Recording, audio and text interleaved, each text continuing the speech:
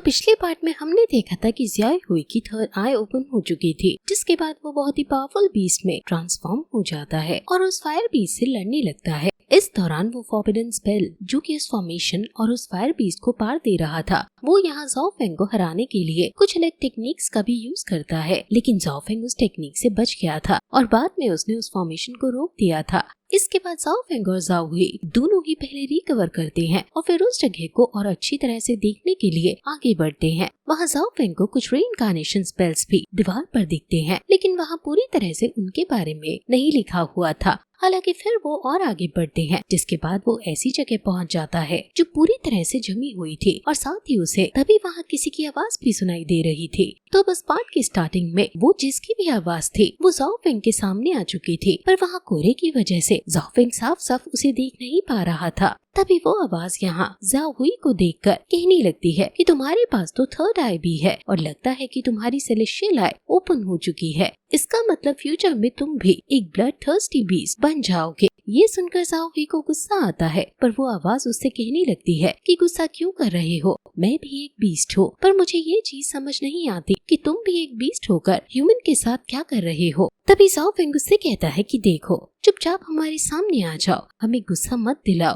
अब इस चीज पर वो आवाज ज़ाओ फेंग से कहने लगती है कि तुम इस वैली के तो नहीं लगते और मुझे नहीं लगता कि वो बुढ़ा शैंगवेन अभी मरा होगा, इसलिए तुम जरूर उस फ्लेम बीस्ट को हराकर यहाँ पहुँचे हो। तुम ताकतवर लगते हो। लेकिन तभी उसे कुछ याद आता है और वो कहने लगती है कि ऐसा हो ही नहीं सकता। इस थर्ड स्टेज पर पहुँचने के लिए तुम्हें क्रिम्सन फायर तालिस्मैन की जरूरत पड़ेगी और वो तुम्हारे पास कैसे हो सकता है। और इतना कहते हुए वो जोर से चीखती है। वैसे आपको शायद याद हो, ये जो फायर तालिस्मैन है असल में ये वही चीज है जो कि फर्स्ट सीजन में सिक्स टेल फॉक्स डेमन ने ज़ाओ फेंग को दी थी। वैसे अब सामने से वो कोहरा हटता है और वो आवाज जिसकी थी वो सामने आती है। ज़ाओ फेंग देखता है कि ये तो नाइन टेल फॉक्स थी और देखकर ही लग रहा था कि अभी वो ज़ाओ फेंग पर बहुत ज्यादा गुस्सा है।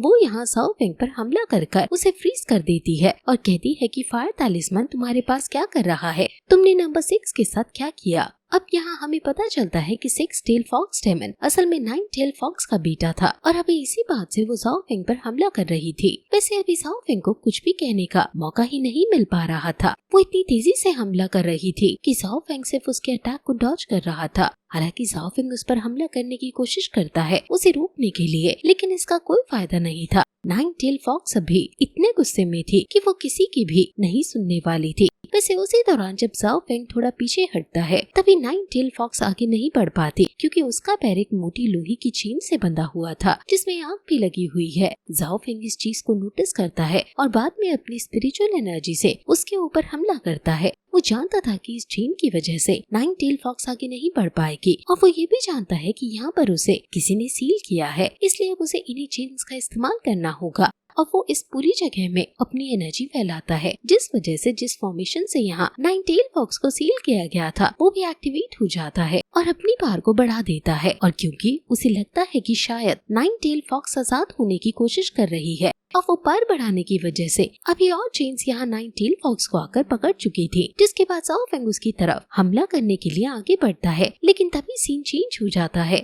इसके बाद अब हम शैंगवेन के पास आ चुके थे, जहां हम देखते हैं कि अभी उसने जब ये कहा था कि यही कहीं वो लोग मौजूद हैं जो उन किलर्स की मदद कर रहे हैं, तो अचानक ही वहाँ से 2 लोग भागने लगे थे। हालांकि शैंगवेन तुरंत अपनी एनर्जी से उन्हें पकड़ लेता है। बाद में वो सभी को बताता है कि इन दोनों के ऊपर माइंड कंट्रोलिंग मैजिक का इस्तेमाल किया हुआ है। अब वो लोग इनकी बॉडी पर उस स्पेल को हटा देते हैं। वैसे शैंगवेन कुछ वैसी ही चोटों के निशान इनकी बॉडी पर भी देखता है जिसे उन फिश मॉन्स्टर्स की बॉडी पर थे। वैसे बाकियों को पता नहीं था कि इन पर ये स्पेल यूज किसने किया था, पर शैंगवेन यहाँ सब समझ गया था। वो सारी डिटेल बताता है, जिसके बाद ली कहता है कि इसका मतलब वो जिन थे। साथ ही शैंगवेन कहता है कि मुझे नहीं लगता कि वो यहाँ से भागे, उसके हिसाब से वो उनकी ही वैली में कहीं छुपे हुए हैं। अब इतना सुनते हैं वो फिश मॉन्स्टर्स बहुत ही जोर जोर से चीखने और चिल्लाने लगे थे। अब वो ट्रांसलेटर शैंगवेन को बताता है कि ये लोग कह रहे हैं कि उस कातिल को इनके हवाले कर दो, वरना ये वैली में सभी लोगों को खत्म कर देंगे। अब सिचुएशन लगभग वैसी क्रिएट हो चुकी थी जैसी शुरुआत में थी, मतलब फिश मॉन्स्टर और वैली के लोग आपस में लड़ने वाले थे।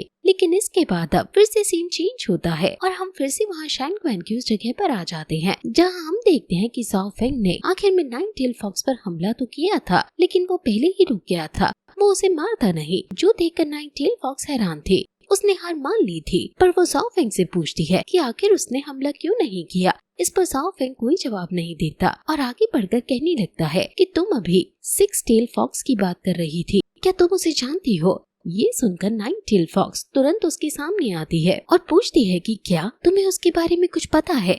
ज़ाओ फेंग बताता है कि हाँ, वो मारा जा चुका है। अब ये सुनकर नाइनटेल फॉक्स को बहुत ज्यादा दुख होता है। वो बताती है कि वो उसकी मदर है। अभी ज़ाओ फेंग ये सुनकर हैरान था। ज़ाओ फेंग बताता है कि आज से 10 साल पहले वो और उसके दोस्त एक मिशन के लिए एक गांव पहुंचे थे, जहां 2 डेमन्स उन गांव वालों को परेशान कर रहे थे। उसी दौरान ज़ाओ फेंग की मुलाकात सिक्स टेल फॉक्स डेमन से हुई थी। ज़ाओ फेंग बताता है कि सिक्स टेल फॉक्स और 3 टेल फॉक्स, जिसे सिक्स टेल फॉक्स प्यार करता था, उन दोनों ने एक दूसरे की बाहों में अपना दम तोड़ा था, क्योंकि वो दोनों एक दूसरे के बिना नहीं जी सकते थे। वो कहता है कि मरने से पहले सिक्स टेल फॉक्स ने ही उसे ये चीज दी थी, जिसे नाइन टेल फॉक्स अभी क्रिम्सन फायर टैलिस्मैन कह रही है। ये सुनने के बाद नाइन टेल फॉक्स खुद को संभाल नहीं पाती। वो खुद से ही बहुत कमजोर हो चुकी थी। वो वहीं पर गिर जाती है। अब ज़ाओ फेंग उससे कहता है कि देखो, वहाँ गलती मेरी नहीं थी, लेकिन फिर भी अगर तुम मुझे सजा देना चाहते हो तो दे सकती हो। इतना कहकर ज़ाओ फेंग वहाँ से आगे बढ़ता है और आसपास की दीवारों पर वही चीज ढूंढने लगता है जिसके लिए वो यहाँ तक आया था, लेकिन वहाँ किसी भी दीवार पर कुछ नहीं था।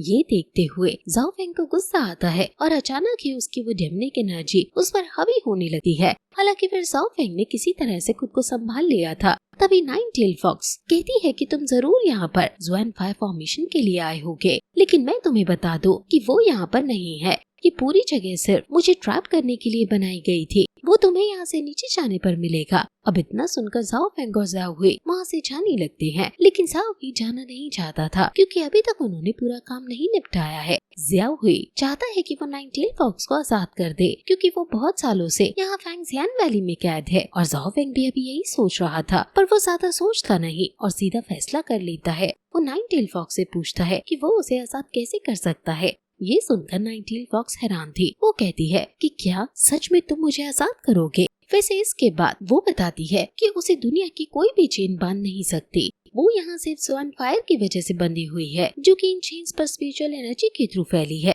वो कहती है कि अगर तुम फायर टैलिस्मैन को अगर सामने लगे स्टोन पर लगा दोगे तो मैं बच सकती हूँ। लेकिन नाइन टेल फॉक्स को यकीन नहीं था कि ज़ाओ फेंग सच में उसकी मदद करेगा। पर तभी ज़ाओ फेंग आगे बढ़ने लगता है, जो देखकर नाइन टेल फॉक्स हैरान हो जाती है। वैसे अभी ज़ाओ फेंग वहाँ सामने उस स्टोन के पास आ चुका था और आगे स्टेप्स पर चढ़ने लगा था। नाइन टेल फॉक्स उससे पूछती है कि आखिर वो उसकी मदद क्यों कर रहा है, जिस पर ज़ाओ फेंग कहता है कि 10 साल पहले तुम्हारे बेटे को लावा में धक्का मैंने ही दिया था। वो यहाँ होता तो वो भी अभी अपनी मदर को आजाद कराता, इसलिए मैं वही कर रहा हूँ जो वो करता। वैसे ज़ाओ फेंग के बिहेवियर से नाइन टेल फॉक्स भी समझ रही थी कि ज़ाओ फेंग का भी दिल किसी बात से टूट चुका है, मतलब अंदर ही अंदर वो किसी बात से दुखी है। वैसे बाद में वो अपनी स्टोरी भी बताती है। आज से 3000 साल पहले उसने और उसके क्लैन वालों ने इस फायर टैलिस्मैन को किसी दूसरी वैली के अंदर से चुराया था। तब बहुत खतरनाक जंग हुई थी, जिसके बाद अंत में सिर्फ सिक्स टेल फॉक्स ही वहाँ से बचकर निकल पाया। बाकी क्लैन मेंबर्स में से कुछ मारे गए और कुछ इंजर्ड होकर वहीं पर रह गए। वैसे अब तब तक ज़ाओ फेंग वहाँ उस स्टोन के पास पहुँच चुका था। वो उस पर उस फायर टैलिस्मैन को रखता है, जिसके बाद वहाँ एक एनर्जी फैलने लगती है। ये एनर्जी बहुत ही पावरफुल थी, जिस वजह से नाइन टेल फॉक्स को भी बहुत दर्द हो रहा था, जिस वजह से वो चिल्ला भी रही थी। लेकिन कुछ देर बाद उसकी वो चेन्स टूट जाती हैं। वैसे अब वो और ज्यादा ताकत से चीखती है, पर वो यहाँ पर दर्द से नहीं बल्कि खुशी से चीख रही थी। साथ ही वो जोर जोर से हंसती है और उसकी आवाज पूरी वैली में गूंजने लगती है और यहाँ उसकी एनर्जी भी हर तरफ फैल रही थी। ये एनर्जी शैनगुआन और बाकियों के पास भी पहुँचती है। वो भी इस एनर्जी को महसूस कर घबरा जाते हैं और वहाँ शैनगुआन भी पहचान जाता है कि उनकी वैली पर कितनी बड़ी मुसीबत आ चुकी है। इस तरफ नाइन टेल फॉक्स आजाद हो चुकी थी। वैसे उसकी हंसी सच में गूज़बम्प्स ला देने वाली थी। हालांकि यहाँ ज़ाओ फेंग उसकी एनर्जी को फील करते हुए सोच रहा था कि कहीं उसने कोई गड़बड़ तो नहीं कर दी। और बस इसी के साथ ये पार्ट यहीं पर खत्म हो जाता है।